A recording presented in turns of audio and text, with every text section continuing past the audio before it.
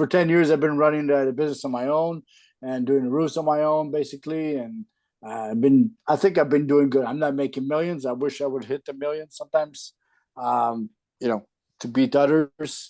But I was comfortable with that. You know, I would make like conservatively 300,000 to 500,000 by myself. So, um, yeah. So like, what's the process, the proper process to grow, you know, like the steps? I would love to know, like, what's the steps, and is it a volume game? Is it like, you know, I follow coaching and it's like, okay, you got to know your numbers, but when you put the right numbers and nobody wants to pay that number, you know, because, you know, maybe I don't have enough branding, or, you know, Joe Blow arrives, or big companies arrive like, oh yeah, I can do this for cheaper. And, you know, like, we got 50 guys we got to take care of. So, you know, we'll just give you the job for any price. And I'm like, okay, I don't know how they survive, but I'm like, it's kind of frustrating. So, yeah. So, yeah, you get that. So, yeah. Scott, you want to take that? Sure. Yeah. I mean, at the end of the day, the process for me was, I'm not saying right, but I had to find a place where, I could hire the next guy and hire to my weakness. So, I hired a salesperson, was the first real big hire that I made. I mean, at that time, I already had, you know, 8, 9, 10 in-house labor guys. So, you know, I did have some employees, but I hired, you know, administrative help. So I hired a sales guy, and he took a lot of weight off my plate, but he also was able to, you know, where you're probably putting bids out, you know, how good are you doing with following up? How good are you doing with, you know, putting the time and the effort into the sales process, you know, at the appointment. I know when I was doing it, I was rushing through that shit. I'd throw you an estimate together. It probably wasn't real great anyway. And the appointment was probably 10 minutes long because I had to get back to something else. So, you know, when I hired a sales guy, it definitely changed that for us. The question you asked that always intrigues me, is it volume or is it hitting certain numbers, and when you hit those certain numbers, nobody pulls the trigger anyway. And I have to agree, because we see it in our market all the time. To us, we like to hit good margins. I mean, there's no doubt about it. But at the same time, we do care about how much revenue we do. We want to, you know, and I'm in a very, very small market, but my goal is to be the most dominant roofing company in my market. And I'm not willing to give that up. And if that means doing some work at little to no profit throughout the course of the year to, you know, basically let my competition know I am here to play for real. I'm not just trying to make 10 grand every time I show up to a job. No, I'll do it for nothing if it means you don't get it. You know, I play that game sometimes if I need to. Yeah, but it's not that business sense. It doesn't make sense. You know, I mean, if every job you're supposed to be making at least 20%, or if you make nothing and break even, you know. I'm saying we're doing 400 jobs. I might do 5 a year that I do at cost to make sure I let some, you know, to prove a point, you know what I mean? But my point is my goal is to still hit certain volume numbers. You asked if it was one or the other. To me, it's both. Sometimes you got to take a little bit less profit to hit those volume numbers, if that's your goal. I mean, but you got to decide what your goal is too. The reason my goal is that is because my sales reps get paid off of commission. If they're not making money, I'm not happy, because they are, you know, my team, and they got to hit numbers to get paid. So that's why we have real revenue goals, and we do focus on the volume that we do. So okay. I'm gonna add a little bit more on top of this, a different perspective. I think a lot of it depends on how you want to build your business too. And I'm gonna speak for my co-founder John Delorier with Peach State Roofing. And so because he has a slightly different mindset than you do, Scott. He's not trying to necessarily be the most dominant in his market. His goal is to be as profitable as possible at all times and keep the team relatively small. So he has like a very specific amount of profit that he wants to make, and that's his target. And he's trying to keep the team and the team and honestly do as few jobs as possible to get him to that point. So he'd rather do a much smaller number of high profit jobs. I think what it really comes down to is like, what is your goal? Are you trying to do you want to build a dominant business in the market or is your goal just to hit a certain income for yourself? And so, Joel, what would you say that is for you? Is your goal just to make a certain income for yourself every year, and you just want to, be secure in that income and just hit that number year after year, or are you trying to build, the roofing business for your market?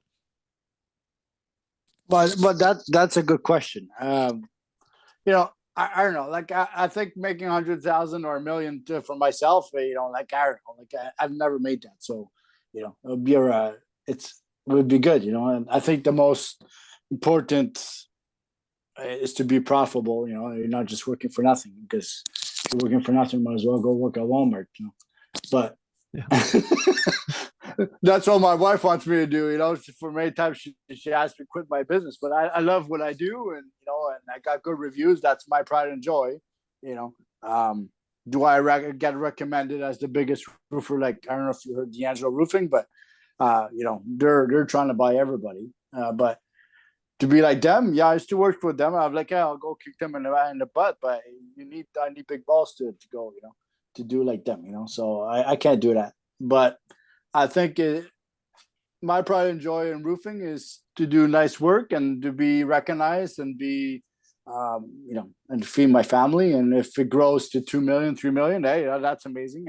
And having a good company culture, I would love that too. That, people are, hey, instead of saying bad things about a business, that people are, hey, that's a good place to go or work for, or, but I find it's very hard to, when you're supposed to be profitable, it's like people are like, yeah, and some say, like Roofing Insights will say, oh, you need to have a good branding, okay, to have those numbers. So I'm like, okay, what's a good branding? So that's why I'm in the process. Like, where do we start? Like I've been rolling my own and just doing it on my own, and it's the mindset, I think, also to, where do you put the marketing? Where do you brand? When's to hire? When do you build a team? When do you do it by yourself? Blah blah. There's so many stuff in roofing. It's not just knocking on doors and selling, but like you were saying, just God's following up. I try to follow up. Maybe not the right way, but I try to follow up. But it's like dead end all the time. It's like crickets. People love me, like, oh, we want you. Oh yeah, and, oh yeah, I found a cheaper one. I'm like, it's so frustrating. But anyway, whatever. Just get ProLine, then it'll follow up for you, and you don't have to worry about it anymore. What's ProLine? See, no! Good. Type it in Google. Go to Google. ProLine app. Or ProLine Roofing. UseProline.com. Or just go to useproline.com. Yeah. That's check that out. That's the CRM that Scott and Jonah uses, and that I am an employee at. Oh, that's why you're pushing it now.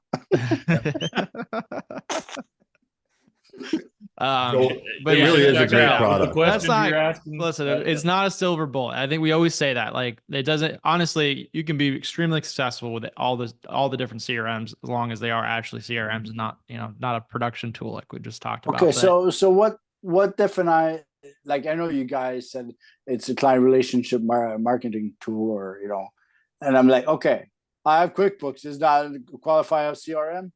No. That's a financial management finance tool. But I don't want to go too deep down the CRM rabbit hole, because I feel like you had a question there, and Scott, I want to push that to you of like, what is the lowest hanging fruit? Like, what is the number one thing that someone in Joel's shoes should focus on first, just to get one step better, go in the right direction? Well, yeah, and I think the biggest thing is you got to look at, really understand your numbers too, because in my opinion, and I've dealt with this, in our mastermind group, and I've got friends that are in business, and they're like, well, I'm not making any money on these jobs, and you're still 5% cheaper than I am. And I'm like, I've got 10 times the overhead you've got. you're something is wrong in your bidding process where you're not understanding your numbers, or you're being very, very loose with your wallet. And you need to understand how to tighten that up and understand where the fluff's at and the slippage is at, to where you know, a guy that has a small team, and Joel, I don't know your business. I know nothing about it other than what you just told us. Just ask questions. I'll tell you everything. I'm an open book. Let's just assume it's just you and a small team of a couple people, right? Let's just say that. You probably don't have a real big marketing budget. You don't have, you know, No. and I'm just assuming maybe no admin, maybe no HR, maybe no director of marketing, maybe no big fancy shop to work out of that has a huge, I wish, in my dream. You understand what I'm saying? You shouldn't have to charge nearly as much as somebody that has all of those things. Somebody that has all of those things has to charge more to cover those expenses. So, you know, when everybody's, you know, a lot of guys that have a little bit smaller, tighter business say, well, I'm hitting 30% margins, or I'm hitting 40% margins. Well, yeah, we're, you know, you're making the same money as a guy that's got, you're making a lot more money because you have no overhead, right? Like your net profit is higher. It should be. It should be. If you and I had the same gross profit, your net profit should be substantially higher. And I'm not talking bad. I'm just saying if you have none of those overhead items, that's where that's how it should work. But my overhead cost right now is 40%. So, you know, where's it at? What are you spending 40% on? Mine's 15%. Well, show me the money, buddy. I'm serious. I literally just did this not too long ago. It's 15. Well, I can show you. I'll send you my statement. No. But I think you need to look at that, because that's really high. That's a really, really high overhead. I think you should probably. Yeah, I know. Well, it's like the gas rolling around, and I had an admin this year, and that was awesome, but I had to fire her because I had no work, and I don't do ad marketing because I don't know where to throw myself, and I don't want to throw money out the window because I don't have any money to throw out the window. Yeah, what else? It's just office expense, and maybe the wife is taking out too much of the business, but I don't know. So, hello. I think you look a little deeper. Look a little deeper at what your overhead is, because there's places you should be able to cut some cost. Okay. All right. That's what I meant. I would love a mentorship. So I would love to be mentored one day. I would love that, you know. But do we have Scott? What's Joel's options? What group should he get involved in? Shut down and start over. No. No. Dude, it's not that difficult. Like it's just. And listen, I'm a freaking dumbass. I hired a company called the Contractor Coach out of California. I live in Ohio, mind you. So this was all done via Zoom. And I worked with a guy named Tom Pearson, and that's probably the first place I would recommend going is Tom, because Tom's background is a CPA. He is an accountant. So he really understands how to look at a QuickBooks and be able to really look at your numbers and understand where your overhead's at, where your margins are at, where your profit's at, and then be like, okay, why in the hell is 20% of your business going to this, right? And that'd be a good place to start. The contractorscoach.com, I believe, is the website. I would start there. It's not cheap. I mean, I'm not going to tell you it's cheap, but it would be very, very helpful. Hey, I think so. I mean, the amount of money I've made because of that coaching paid for it 100 times. So it's absolutely a necessity if you know you can get that kind of help. The other thing, Joel, is I'm about to send you this link. So one of our partners at ProLine that I really like is Brad Akers. And I just sent you the link to his community, the Built Right Contractor in the group. That is very inexpensive to get involved in. And he focuses on building systems to generate new work through referrals and like things that basically don't cost you any more money. Just like building out the systems to help you sell more jobs and make more money without having to, hire an agency or pay for a bunch of marketing. So I would also really encourage you to check that out. I want to find that link. Scott, what was the company, the Contractors Coach? The Contractors Coach. I'm going to find their website. Yep. You got to throw Dave Sullivan in the mix. Listen to his podcast. Listen to the Roofer Coach podcast. Yeah. Reach out to Dave. I mean, Dave's fantastic too. The only reason I bring Tom up from the Contractors Coach is because you've got some numbers problems. I can tell you that 40% overhead's insane. And I'm not picking on you. I'm telling you. No, that's fine. There's money on the table. You're leaving, bud. You can make some money if you got 40% overhead. There's a lot of potential profit that you've got sitting somewhere that someone that really understands accounting could help you out with a lot. Because I hired an accounting company, but I asked them what's my overhead cost. Where can I cut? When they're like, it's like wishy-washy. So I'm like, this is not what I want. Like I want precise things. But anyway, yeah. I appreciate you.